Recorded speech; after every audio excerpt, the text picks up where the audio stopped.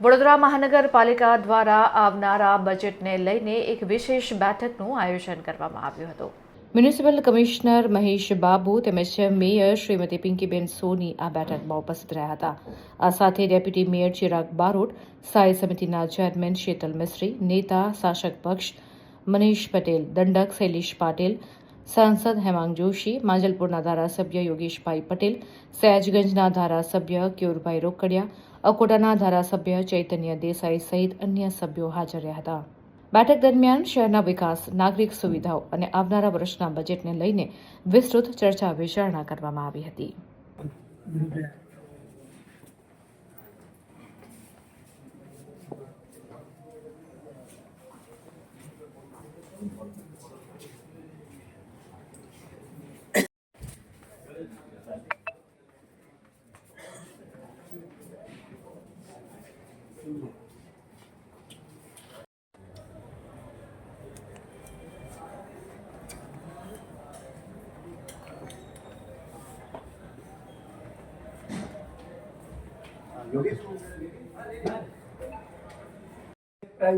ये private plot की अंदर की बात है। हाँ अच्छा, प्राइवेट प्लॉट में वो चर्चा चली गई था।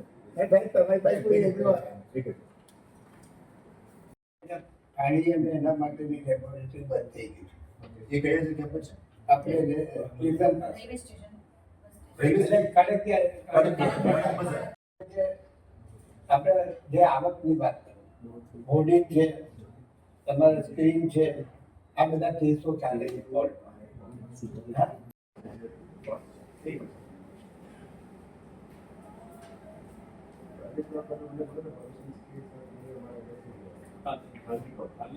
ઉપર આપણી એક લેબોરેટરી છે, એ બી તૂટેલી છે. એમાંય તમે કેમ કરી? હા, એ લેબોરેટરીની જગ્યા મને લાસ્ટ સંકલનમાં જ માની લો કોઈનું પ્રોપર્ટી છે 1 કિલોમીટર દૂર, આ આખા રસ્તામાં 10 જગ્યામાં ઊભું કરી આપણે જેવી રીતે જ્યારે બજેટનું આયોજન કરવાનું હોય એના પહેલા સાંસદશ્રી હોય, ધારાસભ્યશ્રીઓ હોય, આ બધાની ઉપસ્થિતિમાં એમના દ્વારા આપવામાં આવતા બજેટ સમયે જે સૂચનો હોય છે, જે પ્રજાલક્ષી જે એમના તરફથી સૂચનો આપવામાં આવતા હોય છે, આ બધા સૂચનોનો સમાવેશ કરી શકીએ અને વડોદરા શહેરના બેટરમેન્ટ માટે, વડોદરા શહેરના નાગરિકોના માટે એમની બધી સુવિધાઓ અને બીજું પણ નવું કેટલું શું ઉમેરી અને કેવી રીતે વધારે સારી વ્યવસ્થા ઊભી કરી શકીએ એ માટે બધા પાસેથી સૂચનો આ રીતે આપણે લેતા હોઈએ છીએ. આજ રોજ કમિશનર કચેરી ખાતે આ રીતે સાંસદશ્રી, સૌ ધારાસભ્યશ્રીઓ, 5 પદાધિકારીશ્રીઓ અને બધા સંયુક્ત રીતે બેસીને આ બેઠક કરી, જેમાં આવનારા બજેટ સંદર્ભે સૌના સૂચનો લેવામાં આવ્યા. સૌથી પહેલાં અમે પાર્ટિસિપેટરી બજેટ માટે જે આયોજન કરી હતી એમાં અમને સજેશન્સ ખૂબ મળ્યા છે. એમાં ગ્રાસરૂટ લેવલમાં પણ સિટીઝન્સનું પણ સજેશન્સ આવી છે અને ફાઇનલ ટચઅપમાં આ વખતે અમે રાજ્ય સરકારમાંથી પણ ગાઈડલાઈન આવી છે. એટલે સ્થાનિક પદાધિકારીમાં MP MLA શ્રીનું પણ એમની વિસ્તારની સજેશન્સ લેવા માટે આજે અમને મીટિંગ બોલાવવામાં આવી છે. આજે MP શ્રી, ધારાસભ્યશ્રીઓ અને 5 પદાધિકારી તરફથી મીટિંગ કરવામાં આવી છે અને આજે મેયરની અધ્યક્ષતામાં આ મીટિંગ કરવામાં આવ્યું, જેથી કરીને આ વર્ષના જે VMCની બજેટ છે આમાં ફાઇનલ ટચઅપમાં કયા સૂચનો એમની વિસ્તારમાંથી પણ લઈ શકાય અને આખા VMC વિસ્તાર અને નવા વિસ્તારમાં કયા કામો એમની સૂચન છે એ આજે સૂચન કરવામાં આવ્યું છે.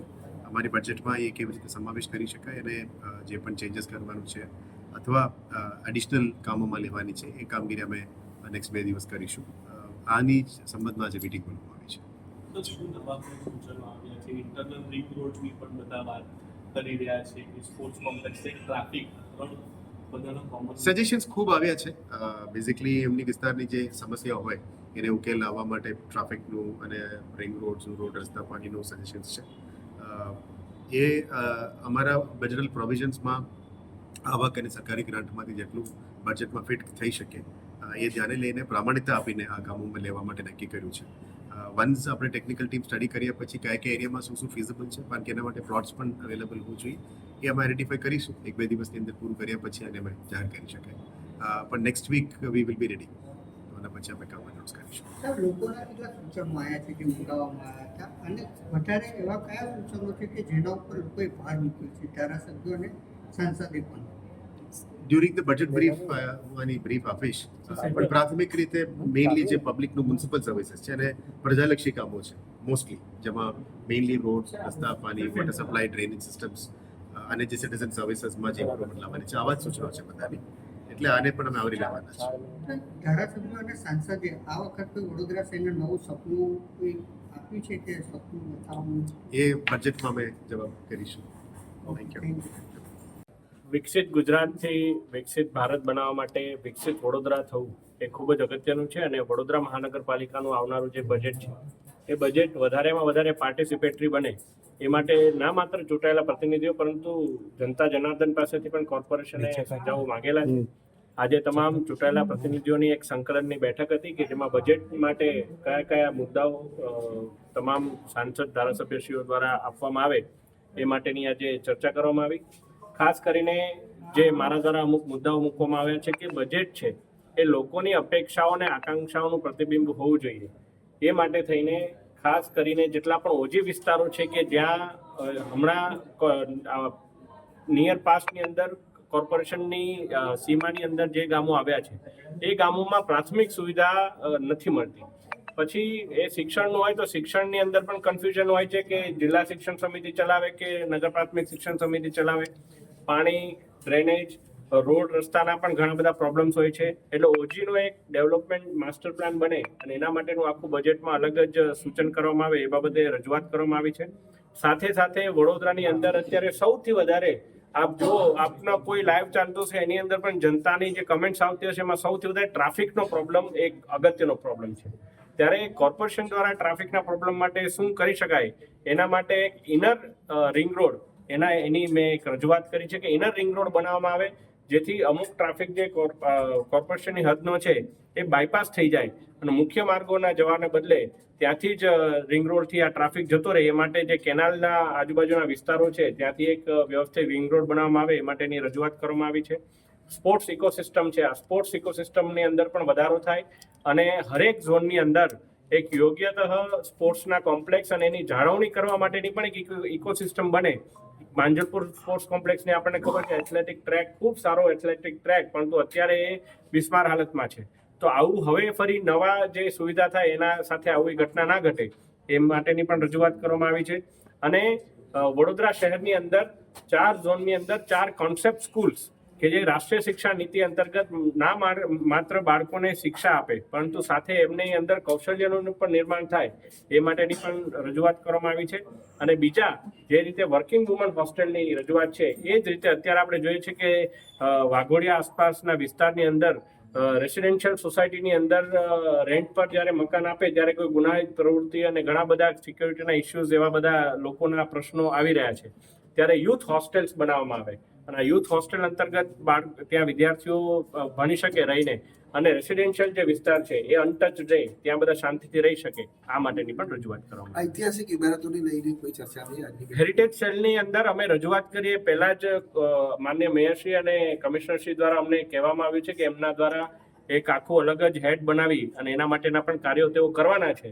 એટલે એને લઈને મેં વ્યક્તિગત કોઈ રજૂઆત નથી કરી પરંતુ જે કામો અત્યારે ચાલી રહ્યા છે એ વહેલી તકે થાય. કારણ કે ઘણીવાર શું થાય છે કામ લેટ પડે તો એના કારણે લોકોને એવું લાગે છે કે કામ હજુ સુધી કેમ નથી થતું. એટલે હેરિટેજના કામો ઝડપભેર થાય એ માટે તમામ ધારાસભ્યશ્રીઓ અને અમે લોકોએ સૂચન કર્યું છે.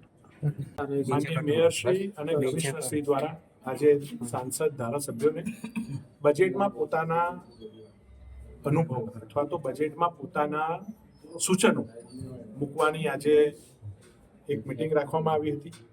આ મિટિંગની અંદર પોતપોતાના વિસ્તારના અને વડોદરા શહેર માટે સામરિક શું સારું હોઈ શકે, એમાં પોલિસી નિર્ણય શું હોઈ શકે, કોઈ ઇન્ડિવિજ્યુઅલ કામ નહીં, પોલિસી નિર્ણયમાં કેટલો સુધારો વધારો કરી અને સારું બજેટ લોકોને સુધી પહોંચાડીએ એ દિશાની અંદર વાતચીત આજે કરવામાં આવી છે. જેમ કે વડોદરા શહેરને સ્લમ ફ્રી સિટી બનાવવું, આજે ગુજરાતમાં સુરત સ્લમ ફ્રી સિટી બનવા જઈ રહ્યું છે. રાજ્ય સરકારે પણ એ દિશામાં આગળ વધ્યું છે. તો વડોદરા બીજું સ્લમ ફ્રી સિટી ગુજરાતનું બને એના માટે જો આજથી આવાસો બનાવવામાં આવે તો જ્યારે આવાસો બનશે એના પછી લોકો જે ઇલીગલ રીતે રહે છે 30-40 વર્ષથી સરકારી જમીનો પર, એમને આવાસ ફાળવીને પછી એ સ્લમને દૂર કરવામાં આવે, આવી એક રજૂઆત કરી છે. એના માટે સૌથી પહેલી તાતી જરૂરિયાત છે આવાસ બનાવવા. તો વડોદરા શહેરની અંદર ખૂબ મોટી સંખ્યામાં આશરે 10,000થી ઉપર આવાસો બનાવવાની વાત અહીંયા કરવા જોઈએ એવી અમે રજૂઆત પણ કરી છે. એવી જ રીતે ઓજી વિસ્તાર છે જે વડોદરાની અંદર સમાવેશ તો કરવામાં આવ્યો છે, પરંતુ હજુ ઘણી જગ્યા પર ગુડા દ્વારા કામકાજ, સફાઈ અને ઓજી વિસ્તાર છે એના માટે સ્પેશિયલ બજેટ, સ્પેશિયલ ગ્રાન્ટ પણ ફાળવવામાં આવે. ઉંડેરા, કરોડિયા અને તેનો ઓજી વિસ્તાર એટલે લક્ષ્મીનારાયણ નગર, ગંગાનગર, આ વિસ્તારની જનતાને પણ સારી સુવિધાઓ બધી મળે એ દિશાની અંદર અમે એના પણ બજેટ માટે સ્પેશિયલ એલોકેશન રોડ રસ્તાઓનું ત્યાં કરવામાં આવે એવું ત્યાં અમે રજૂઆત કરી છે. વડોદરા શહેરની અંદર 30 મીટરનો રિંગ રોડ એટલે કે સમાસાવલી રોડથી અને એની પહેલા આગળ હરણીથી સમાસાવલી રોડ થઈને છાની કેનાલ થઈને TP13 માંથી પસાર થઈને નવો બ્રિજ બનાવીને પંચવટી તરફ અને ત્યાંથી 75 મીટરના રોડ ટચ આ 30 મીટરનો રિંગ રોડ ખોલવામાં આવે અને એમાં પણ જે રેલવે ઓવરબ્રિજ બનાવવાનો છે એ બનાવીને આ નવી કનેક્ટિવિટી ઊભી કરવાની પણ આજે અને એના માટે ચોક્કસ પગલાં આ બજેટમાં દેખાય એવું આયોજન કરવામાં આવ્યું છે. વડોદરા શહેરને સ્પોર્ટ્સની દ્રષ્ટિએ પણ આગળ લાવવું હોય તો નવા સ્પોર્ટ્સ કોમ્પ્લેક્સની પણ જરૂર છે. તો પશ્ચિમ ઝોનમાં ઇસ્કોન હાઇટની બાજુમાં સ્પોર્ટ્સ કોમ્પ્લેક્સ પણ આ બજેટમાં એનું એલોકેશન થાય અને એ દિશાની અંદર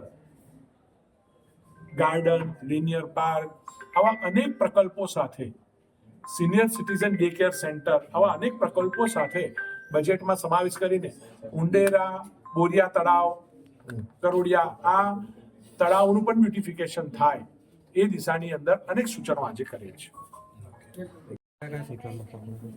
મુખ્ય રીતે તો વડોદરા શહેરમાં જે પ્રકારે ટ્રાફિકનું વધતું ચલણ છે એના માટે રસ્તા જ્યાં થઈ શકે એટલા પહોળા કરવાના વિષય, ફૂટપાથ લોકો ચાલી શકે એ રીતે બનાવે, ન કે એની પર પાર્કિંગ થાય.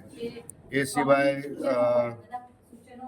જે ગાર્ડન્સ ને બધા થઈ રહ્યા છે, જે તળાવો થઈ રહ્યા છે ગાર્ડનની આજુબાજુ, એની અંદર કામ વહેલું કરે. અમુક વિસ્તારોમાં જે તળાવો છે ગોત્રી કે પછી વાસના તળાવ કે અટલાદરા તળાવ, જેને એમાંથી એકાદ બેમાં ગટરનું પણ ઇન્ટેક છે તો એને પણ બંધ કરવામાં આવે અને એને વહેલી તકે ડેવલપ કરવામાં આવે. વર્ષો વર્ષથી અમે જોઈએ છીએ, સાંભળીએ છીએ કે આ તળાવ ડેવલપ કરવા લીધા છે પરંતુ આગળ વધતું નથી કામ. એનું સિરિયસલી આ લોકો થોડું હાથ પર લે અને આગળ વધારે એના માટે ઘણી ચિંતા વ્યક્ત કરવામાં આવી છે. કમિશનરે આશ્વાસન આપ્યું છે કે વહેલી તકે એટલીસ્ટ ડ્રેનેજ તો બંધ કરશે જ અને એના પછી ડેવલપમેન્ટ પણ શરૂ થશે. એ સિવાય મુખ્ય તમારા એ જ હતા, મેઇનલી એક અમારી સન ફાર્મા રોડ પર પાણીની ટાંકીની ખૂબ સખત જરૂર છે. ઘણા સમયથી માંગ મૂકી છે પરંતુ ત્યાં ટીપી હજી ફાઇનલ નથી થઈ, ડ્રાફ્ટ મોડમાં નથી આવી એટલા માટે કરીને ઇસ્યુ હતા. પણ ત્યાંના એક સ્થાનિક જે વિસ્તારના લોકો છે એમનું દબાણ ઘણું છે એટલે કમિશનરને રિક્વેસ્ટ કરી છે કે કોઈ પણ હિસાબે તમે એની વ્યવસ્થા કરો જેથી કરીને ત્યાં વિસ્તારમાં પાણી પૂરતું મળી રહે. એ સિવાય લાલબાગ પાણીની ટાંકી છે હમણાં નવી થઈ રહી છે, એનું પણ એક ટ્રંક લાઇન જે છે તે મેઇન રોડ ઉપર દાંડિયા બજાર 4 રસ્તા સુધી આવે અને જેટલા પણ રસ્તા જે આપણા સિટી તરફ જાય છે એના ઉપર એની કેપિલરીઝ નાખી અને એક્ઝિસ્ટિંગ નેટવર્કને બી સ્ટ્રેન્થન થાય જેથી કરીને ઘણી વખત આપણને રાજમહેલ રોડ પર દાંડિયા બજારમાં પીવાના પાણીના પ્રશ્નો થતા હોય છે, તેનો આપણે ઉકેલ લાવી શકીએ. સાથે ઘણી બધી ટાંકીઓ પશ્ચિમ ઝોનમાં નેટવર્ક થયેલી છે, ત્યાં નેટવર્ક જે છે એ છૂટા પાડે, એમાં વાલ મૂકે અને બંધ કરે જેથી કરીને એક ટાંકીનું પાણીનું કમાન્ડ છે બીજા કમાન્ડમાં ન જાય, જેથી કરીને એટલું પાણી બચે અને આપણને જે વિસ્તારોમાં પાણી નથી આપી શકતા ત્યાં આપણે એનું ફોર્સફુલી આપી શકીએ. આ પ્રકારના મુખ્ય રીતે સૂચના.